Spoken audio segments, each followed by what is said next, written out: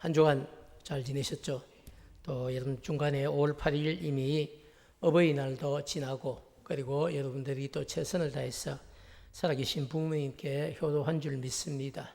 그렇지만 시간이 지났지만 그럼에도 불구하고 오늘 둘째 주일 5월 둘째 주일 어버이 주일을 맞이해서 우리가 정말 우리가 믿는 하나님이 어떤 분이신지 그런 사실들을 오늘 말씀을 통해서 다시 한 번 더 돌아보고 느끼고 깨닫고 그리고 우리가 육신의 부모님을 어떻게 섬기는 것이 중요한지 더 나아가서 영적인 하늘 아버지, 하나님 아버지의 마음이 어떤 것인지를 오늘 말씀을 통해 깨닫는 분명한 은혜가 있기를 주님의 이름으로 축복합니다.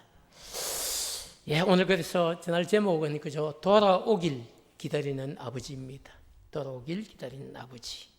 어버이 주일을 맞이해서 오늘 예배에 참석하신 모든 부모님들께 여러분의 자녀를 대신해서 제가 먼저 감사의 마음을 전합니다.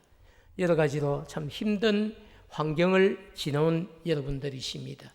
그럼에도 불구하고 여러분 자녀들을 잘 키워주셔서 너무 감사합니다.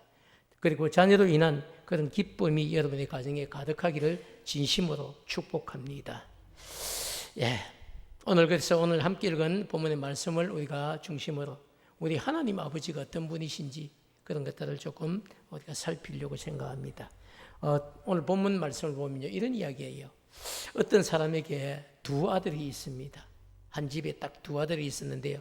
그 중에 둘째가 아버지에게 말하기를 아버지의 재산 중에서 제게 주실 재산 미리 달라 이렇게 이야기를 합니다. 아버지는 둘째 아들의 요구대로 상속될 재산을 미리 나눠 주었는데요. 그 당시 둘째 아들에게 상속될 재산은 큰 아들 몫의 절반이었습니다. 좀 더 쉽게 말씀을 드리면 아버지의 재산이 만약에 30억이다. 이러면 큰 아들 몫은 20억이고요. 그리고 둘째 아들의 몫은 10억이다. 이렇게 되겠습니다. 근데 유대인의 상속 절차를 보면 아버지가 살아 계시는 동안에는 자식들이 그 재산을 달라고 요구할 수도 없고 또 재산을 주지도 않았습니다. 그럼에도 불구하고 오늘 예수님은 이 비유를 통해서 아버지가 돌아가시고 난 뒤에라야만 상속할 수 있는데도 불구하고 오늘 이 이야기는 그렇지 않습니다. 둘째 아들이 아버지가 버젓이 이렇게 살아 계시는데도 불구하고 자신에게 돌아올 몫을 이렇게 상속해 달라고 미리 요구했다는 것입니다. 어떻게 보면 그죠? 착한 아들은 아닌 것 같습니다. 좋은 아들도 아닌 것 같습니다. 좀 세상적으로 말하면 정말 예의도 없고 그리고 여러분이 잘나는 땡땡땡한 자식입니다. 이런 자식에 대한 이야기를 오늘 하고 있습니다. 자, 그런데 여러분 그럼에도 불구하고 아버지가 이 둘째 아들의 요구를 들어주는 겁니다. 그래서 자신에게 돌아올 몫의 상속을 받은 이 둘째 아들은요 며칠 동안 아버지한테 받은 땅과 그리고 재산을 다 정리를 합니다. 그리고 현금을 만드는 거예요. 그리고 그 현금을 가지고 아버지의 눈 밖에 나가서 훨씬 더 먼 나라, 외국이겠죠. 먼 나라 외국으로 가서 그곳에서 허랑방탕한 삶을 살면서 아버지의 재산을 다 날려버리는 겁니다. 오래 가지도 않았어요. 그리고 설상가상으로 그 나라에 흉년이 들었습니다. 그리고 이제 더 이상 돈도 없고 먹고 살 방법도 없는 둘째 아들이 되었습니다. 굶어 죽을 수는 없지 않습니까? 그래서 굶어 죽을 수 없었던 이 둘째 아들은요, 먼 나라 백성의 외국이죠. 외국인의 한 집에 들어가서 돼지 치는 일을 하면서, 돼지 치는 일을 한다는 것은 유대인들에게 있어서는요, 정말 상상할 수 없는 일입니다. 유대인들은 이 돼지를 어떻게 생각했냐면 부정한 짐승으로 생각하기 때문에 돼지 치는 일을 하지 않습니다. 그런데 예수님 비유에서 부정한 일을 하고 있는 이런 돼지 치는 일까지도 이 아들이 하겠다고 자원을 했을 것 같고 간 이유는 그 돼지를 치는데 보니까 돼지가 뭘 먹냐면 쥐염 열매를 이렇게 먹고 배를 채우는 겁니다. 그래서 흉년인데 쌀도 없고 보리도 없고 다 찾기가 힘드니까 먹고 살 방법이 없으니까 돼지가 먹는 이 쥐염 열매를 자기도 먹고 살려고 돼지 치는 일을 하러 갔다는 이야기입니다. 그런데 정작 가서 돼지 치는 일을 며칠 해보니까 그 지엽 열매마저도 주는 사람이 없습니다. 거기 있다가는 굶어 죽을 상황이에요. 그래서 그때서야 생각하는, 우리 아버지 집에는 이런 일이 없는데, 우리 아버지 집에는 일꾼들이, 하인들이, 품꾼들이 얼마나 풍족하게 매일 싹쓸 받아가고 먹을 것을 걱정하지 않는데 내가 여기 있다가는 굶어 죽겠구나. 내가 아들로서의 자격은 상실했지만은 그러나 품꾼의 한 사람으로 써달라고, 아버지 집에 가서 내가 하인이라도 좋으니까 내가 하인을 할 테니까 나를 하인의 한 사람으로 써달라고 이야기를 하더라도 돌아가야 되겠다. 이렇게 마음을 먹고 아버지 집으로 돌아가는 겁니다. 자, 여러분. 그런데 아버지가 그죠? 먼저 돌아오는 이 아들을 발견하고 마을 입구까지 달려나가서 거지꼴로 이 냄새나서 돌아온 돼지를 치다 갔기 때문에 온몸에 무슨 냄새가 나겠습니까? 돼지 똥냄새가 나겠죠. 이런 아들을 여러분 달려나가서 그 아들을 목을 끌어안고 입을 맞추고 잘 돌아왔다고 반겨주었다는 겁니다. 여러분 한번 생각해 보십시오. 아니 그 많은 재산 다 가져가서 왜 금이 환영을 한 것도 아니고 이런 거지꼴로 돌아왔냐고 충분히 여러분 잔소리부터 시작할 수 있지 않습니까? 그런데 그렇지 않았어요. 아버지는 그저 이 아들이 돌아온 그것이 너무 기쁘고 즐거웠어요. 집을 나간 그 순간 이 아들이 죽었다고 생각을 했는데 그런데 다시 돌아온 이 아들을 품에 안고 얼마나 행복해한지 사랑하는 여러분. 그리고 그것이 아닙니다. 종들에게 제일 좋은 옷을 내어다가 입히게 했습니다. 그리고 손가락에 아들임을 상징하는 가락지 반지를 다시 끼워주고 발에는 제일 좋은 신을 신기게 했습니다. 그리고 살찐 암송아지를 끌어다가 잡아서 먹고 즐겼습니다. 아들이 돌아온 기쁨을 즐긴 거죠. 그리고 아버지가 잔치를 벌인 이유를 모두 앞에서 선포합니다. 24절 말씀이 오늘 결론의 말씀인데요. 이 내 아들은 죽었다가 다시 살아났으며 내가 잃었다가 다시 얻었노라 하니 그들이 즐거워하더라. 아멘이죠. 사랑하는 여러분, 오늘 우리가 읽은 본문의 내용은 여러분 정말 어떻게 보면 간단합니다. 간단해요. 그런데 여러분 이걸 아들의 입장에서 보면 아들이 아버지의 돈을 받아가지고 집을 떠났다가 먹고 살 방법이 없어서 다시 아버지의 집으로 돌아오는 탕자의 이야기입니다. 그러나 아버지의 입장에서 보면요, 집을 나간 아들이 다시 돌아오기만을 기다렸는데 그런데 그 아들이 돌아왔다는 겁니다. 그래서 진심으로 돌아온 이 아들을 반겨주었다는 것이 오늘 이야기입니다. 그래서 아들의 관점에서 보면요, 탕자가 돌아온 것이지만 아버지의 관점에서 보면 정말 걱정했던 이 아들이 돌아와서 이 아들을 진심으로 반겨주었다는 것이 사실 오늘 이 본문이 우리에게 이야기해 주는 것입니다. 그렇기 때문에 오늘 설교 제목도 여러분 돌아오길 기다리는 아버지, 그래서 오늘은 아들의 관점이 아니라 아버지의 관점에서 이 본문을 봐야 된다는 겁니다. 사랑하는 여러분, 세상에 많은 아버지들은요 집을 떠난 아들이 돌아오기를 기다립니다. 그 사실은 부모라면 어느 부모라고 할지라도 그런 마음일 겁니다. 완전히 여러분 집을 떠난 아들 돌아오기 기다리지 않습니까? 그런데 여러분 그렇지 않아도 그냥 3월달 되어서 2월 말부터 그죠? 그냥 5월 말까지 6월 초까지 집을 떠난 우리 유학하는 아이들 그죠? 서울로 가든지 어디로 가든지 타지로 가든지 외국을 가든지 밖에 집을 떠난 자녀들도 여러분 그 방학이 되면 돌아오길 기다리는 이게 부모의 심정 아닙니까? 저는 여러분 자식이 집을 나갔는데 그 돌아오기를 기다리지 않는 부모는 어디에도 없다고 생각합니다. 육신의 부모라면 반드시 집을 나간 자식이 집에 돌아오기를 기다리죠. 온다는 소식만 들어도 어떻습니까?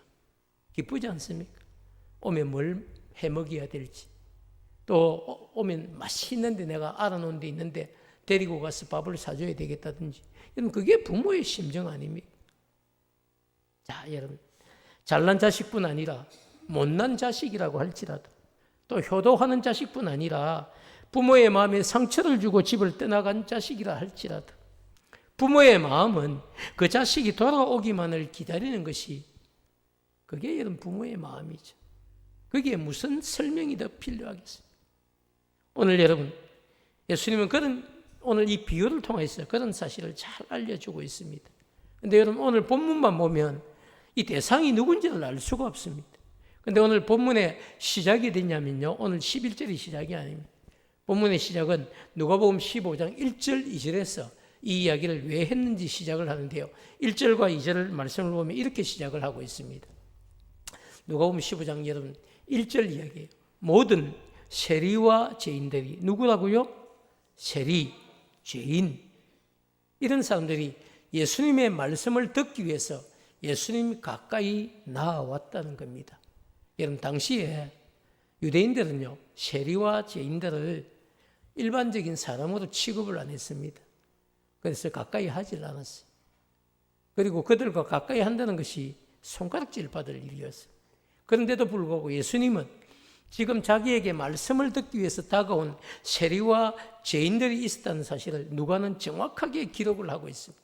그리고 그들이 예수님에게 다가온 이유가 뭡니까? 말씀을 듣기 위해서 가까이 왔다는 겁니다. 자, 그리고 2절 말씀을 보면요, 그러면 여러분 바리새인과 서기관들이 어떻게 해야 되겠습니까? 아이고 이들도 말씀을 들으려고 왔네. 아이고 우리 같으면 예배에 참석한 겁니다. 여러분 세상에 있는 사람들이 우리 교회 예배 자리에 오면 어떻게 해야 됩니까? 반겨줘야 되겠죠, 당연히. 안 믿는 남편이, 안 믿는 여러분 자녀들이 여러분을 따라서 교회 한번 오겠으면요, 오고 있으면 그걸 여러분 마당에서부터 처음 오는 그분을 어떻게 해야 되겠습니까? 반겨줘야 되겠죠. 아이고 잘 오셨습니다. 이렇게 복된 선택을 했습니다. 앞으로 더 자주 보기를 원합니다. 뭐 이렇게 해서 좀 그 반겨줘야 되지 않겠습니까? 그런데 여러분 바리새인과 서기관들이 어떻게 이야기합니까? 수군거리는 거예요. 이르되 이 사람이 누굴까요? 예수님이죠. 예수님이 누굴? 죄인을 영접하고 심지어 그들과 무엇을 먹는다? 같이 음식을 나누어 먹는다. 그렇게 비난을 했다는 겁니다. 아니 저 사람이 가까이 온 사람들이 누군지도 모르는 거야.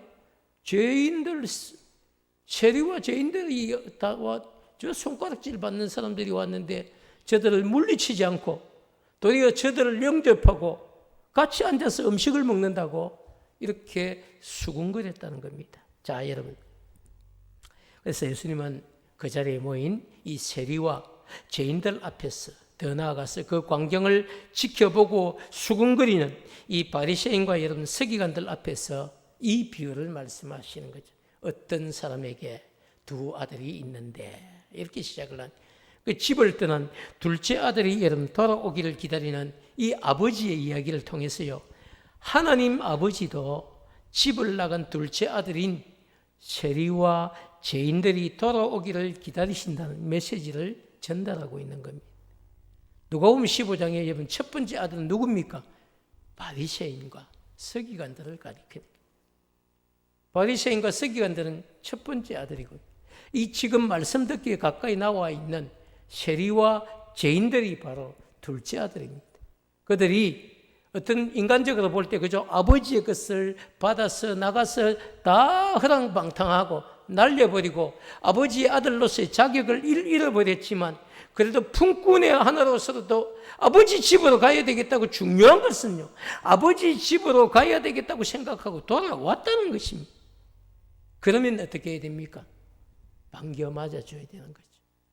반겨 맞아줘야 되고, 그리고 아버지뿐만 아니라 옆에 있는 주변에 있는 모든 사람들이 그 사실을 뭐 했습니까? 즐거워했다. 이렇게 얘기를 하고 있습니다. 사랑하는 여러분, 다시 한번 묻겠습니다. 여러분, 안 믿는 세상에서 그저 우리가 볼 때에 저 사람 내가 좀 아는데, 우리 옆집에 근처에 사는데 아이고 저 사람 술만 먹었다 하면 술버릇이 완전히 개버릇인데, 이런 생각이 드는 사람이 우리 교회 마당에 들어왔어요. 그럼 어떻게 해야 됩니까? 당신 같은 분은 우리 교회 오면 교회 물흐려요.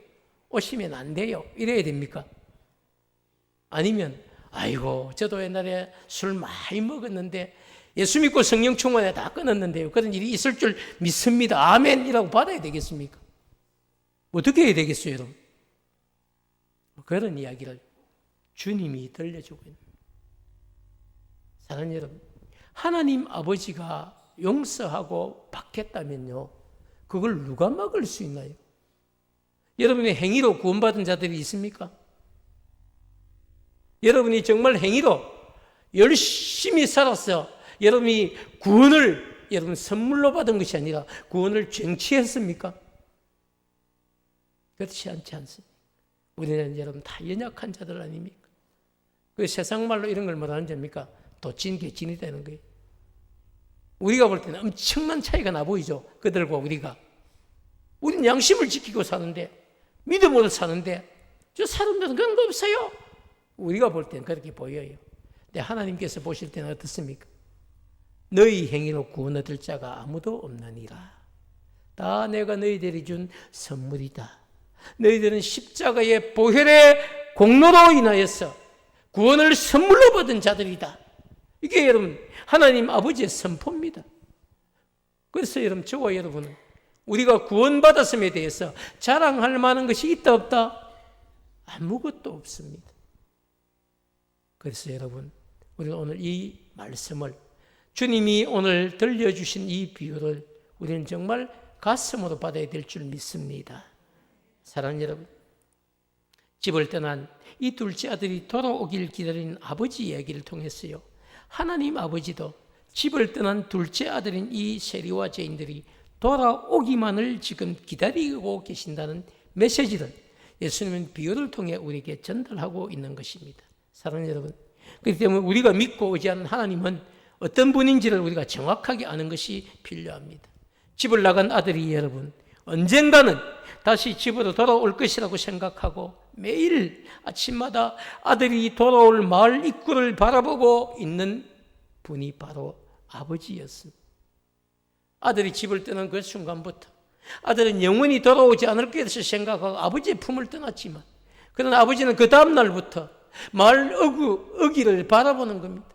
마을 입구를 바라보면서 혹시라도 이 둘째 아들이 돌아올지 모르기 때문에 돌아오면 내가 맨발로라도 뛰어나가서 이 아들을 맞이해야 되겠다고 생각하고 떠나간 그날부터 돌아오기를 기다리는, 그게 누구의 마음입니까? 그게 아버지의 심정입니다. 사랑하는 여러분, 아버지 입장에서 보면 그죠? 아직 아버지가 돌아가시지도 않았는데 아버지의 재산 중에서 자신에게 상속될 분을 미리 받아가지고 먼 나라로 떠난 이 아들이 왜 여러분 인간적으로 밉지 않겠습니까? 에이, 버릇없는 놈, 그런 생각이 들 수 있습니다. 충분히 미울 수도 있고요, 또 다시 보고 싶지 않을 수도 있을 수도 있습니다.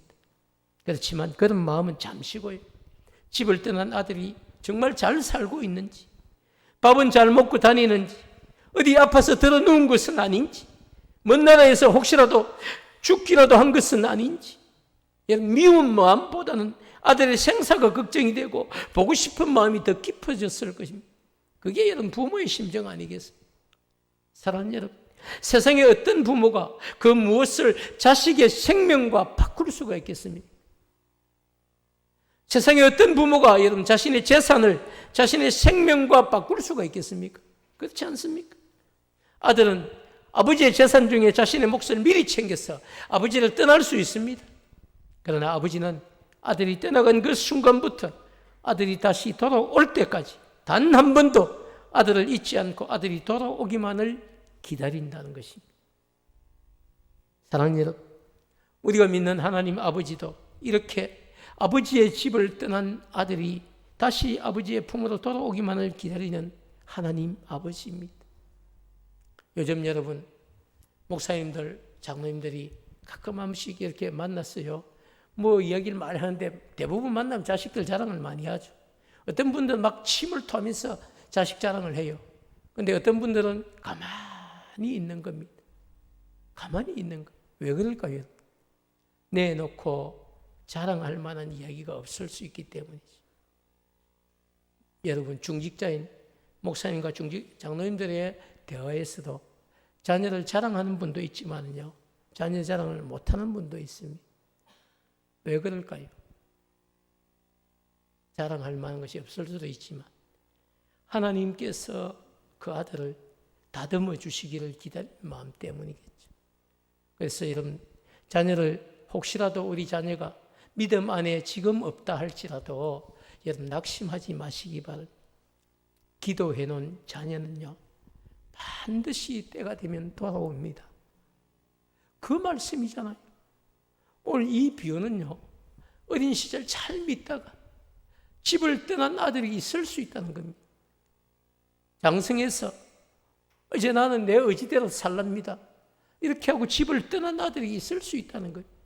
그리고 나한테 이제 더 이상 예수 믿으라고 하지 마세요, 교회 가라고 하지 마세요, 이런 이야기 할 수 있다는 겁니다.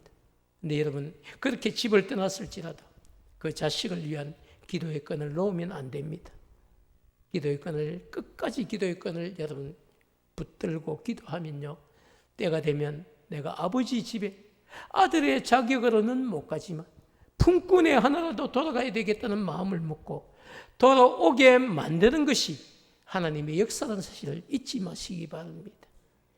그래서 여러분, 우리가 아무리 우리가 세상에서 여러분 성공했다 할지라도 자녀들 문제가 여러분 당당하지 않으면 길을 못 펴고 사는 것이 부모의 심정 아닙니까? 근데 여러분, 그렇게 또 기죽고 살 필요도 없어요. 왜? 다 산 것 아니지 않습니까? 조금만 더 있으면 하나님께서 우리의 자녀들을 여러분 어떤 모양으로든지 따듬어서 우리가 평생 기도해 놓은 것이 헛되지 않다는 사실을 우리에게 보여줄 때가 있다고 믿습니다. 오늘 이 자녀가 여러분 둘째 아들이 얼마나 큰 결심을 하고 돌아왔을까요? 그리고 돌아온 이 아들을 어떻게 맞이해야 됩니까? 이거 그래, 집 나가다만 잘 살았나? 아이고, 네 나갈 때부터 이래 돌아올 줄 알았다, 이런 부모가 되면 안 되는 거예요. 어떻게 해야 됩니까? 그래, 잘 왔다. 엄마는, 아버지는 네가 나간 순간부터 단 한 번도 기도의 끈을 놓지 않았다. 하나님 너를 사랑하신다. 네게 새로운 세상이, 새로운 은혜가 임할 줄 믿는다. 여러분, 그게 바로 믿음의 부모 아니겠습니까? 오늘 저는 이 떠나간 둘째 아들을 기다리는 이 아버지의 마음이 그런 마음이라고 믿습니다. 사랑하는 여러분, 저도 사실 이렇게 말씀드리고 싶은 이유가요, 돌아보면 저의 어린 시절도 저는 생각할 때에 부모님에게 참 기쁨만 드렸다 이렇게 생각하지만, 그러나 가만히 생각해 보면 그런 것도 아닌 것 같습니다. 때로는 걱정과 근심도 안겨드리고 저로 인해서 잠 못 이루시고 저 때문에 한숨 짓는 날도 분명히 있었을 겁니다. 그런데 여러분, 단 한 번도 저희 부모님은 저에게 그런 내색을 하지 않았습니다. 끝까지 기도하며 기다려줬습니다. 저는 그런 부모님들이 계셨기에 오늘이 제가 있다고 믿고 있습니다. 크게 야단 한 번 맞지 않고 자랐습니다. 늘 하시는 말씀. 저는 20살 때부터 이제 대학 가면서 집을 떠났기 때문에 그 이후에 집에 들어가 본 적이 별로 없고, 우연히 정말 손님처럼 한 번씩 집을 들어갔다가 제가 결혼하고 가정을 가지게 되었는데요. 그건 10년 가까이 그런 세월들 동안에 부모님은 저를 향하여서 늘 하시는 말씀이, 어머니는 기도하고 있다. 그리고 또 용돈 떨어지는 거 확인하시고 용돈은 있냐, 늘 그런 것만 물으시는 거죠. 아버지는 딱 한마디 하십니다. 잘 살고 있지? 다른 이야기 없어요.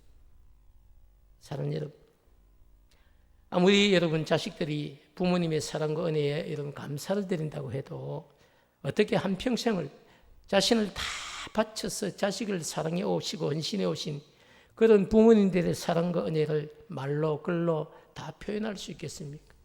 우리가 어버이날이 돼서 그저 사랑합니다 그렇게 해도요, 그 부모님들의 사랑에 얼마나 우리가 그게 보답이 되겠습니까? 지나온 날들을 돌아보면 그저 그냥 감사할 따름이죠. 가끔씩 돌아보면 이제는 여러분 세월과 함께 연로해지신 우리의 부모님들을 보게 됩니다. 우리가 자라면서 받은 사랑은 너무 크고 감사하지만 되돌려드릴 사랑은 너무 작고 부족한 것이 현실입니다. 그렇기 때문에 여러분, 부모님이 살아계실 때 최선을 다하는 자녀가 되기를 축복합니다. 10계명 중 5계명은요, 우리에게 부모 공경이 얼마나 큰지를 강조하고 있는데 출애굽기 20장 12절은 이렇게 이야기해요. 내 부모를 공경하라. 그리하면 내 하나님 여호와가 내게 준 땅에서 내 생명이 길리라. 여러분, 십계명은 반드시 하나님이 지키라고 주신 10가지 계명이에요. 1, 2, 3, 4계명은 사람이 하나님 앞에 어떻게 해야 하는지를 가르쳐 주시는 거고요. 5계명부터 10계명까지 6계명은 사람과 사람 사이에 지켜야 될 계명인데, 근데 여러분, 그 첫 번째 계명이 뭡니까? 내 부모를 공경하라 하라는 겁니다. 그리하면 내 하나님 여호와가 네게 준 약속의 땅 가나안에서 내 생명이 길리라. 이 당시에는요, 가장 큰 축복이 장수의 축복이었어요. 여러분, 생명이 길다는 것은 여러분 풍성하게 채우시고 장수케 하겠다는 하나님의 축복이죠. 그런데 여러분, 한번 생각해 보십시오. 그게 다가 아닙니다. 에베소서 6장 23절도요. 이 사실을 이야기하면서 다시 우리에게 말씀을 하고 있습니다. 내 아버지와 어머니를 공경하라. 똑같이 공경하라. 내 부모를 공경하라. 똑같은 이야기죠. 이것은 약속이 있는 첫 계명, 어디에 약속이 있습니까? 10계명. 5계명부터 10계명까지 6계명, 인간과 인간 사이에 주신 그 약속 있는 첫 계명이니 이로써 네가 잘되고 형통하게 되고 땅에서 장수하게 될 것이다. 똑같은 축복입니다. 하나님이 부모를, 육신의 부모를 잘 섬기는 자에게 뭘 준다는 겁니까?